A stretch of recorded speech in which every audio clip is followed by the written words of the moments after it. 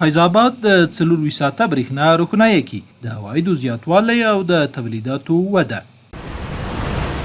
د شورابک برېښنا تولید بند د بدخشان ولایت له مهمو برېښنا تولیدونکو تاسیساتو ګڼل کیږي چې د دغه ولایت مرکز فیض آباد ښار ته برېښنا برابروي.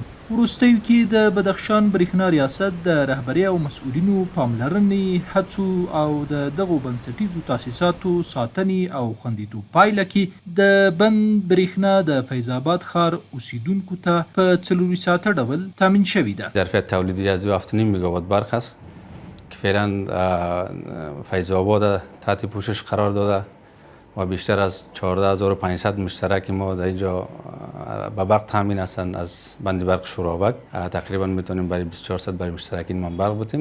24 ساعته برېښنا په فیض آباد ښار کې د خلکو رضایت زیات کړی او اوس د ښار اوسیدونکي کولی شي خپل ورځني کارونه په خپلو کورونو کې په لا ښه او اسانه ډول ترسره کړي. هر شب همه روشن است. خانه هایتان هم همه روشن است؟ همه روشن، اخشالات چالان آواز منخ. الحمدلله که در شهر ما که فعلا هم روشن است هم امنیت است. فعلا په دې وختو کې موږ 4 ساعته برق لرو.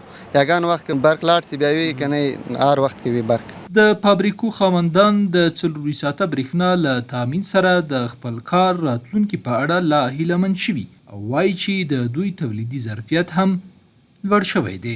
برق ما 24 ساعته است الحمدلله. دیگه ما میتونیم بسیار به سادگی کار خود پیش بریم. د بدخشان برېښنا مسؤلین په دې باور دي چې په وروستیو میاشتو کې د دې ادارې عواید هم زیات شوي دي. از ماه حمل به این طرف ما در تلاش هستیم که مخروضیت ها را یک مقدار جمع آوری کردیم که ما در ماه اول از تقریبا در حدود 9 میلیون و 900 هزار افغانی بیشتر جمع آوری داشتیم. په ټولیز ډول د فیض آباد برېښنا رسونې سیستم ښه والی د خلکو هوساینې او د سیمې په اقتصادي پرمختګ کې مهم رول لوبولی دی. د افغانستان برېښنا شرکت رهبري هڅه کوي چې په بدخشان ولایت کې د برېښنا شبکه تر دې هم زیاته پراخه او پرمختللې کړي.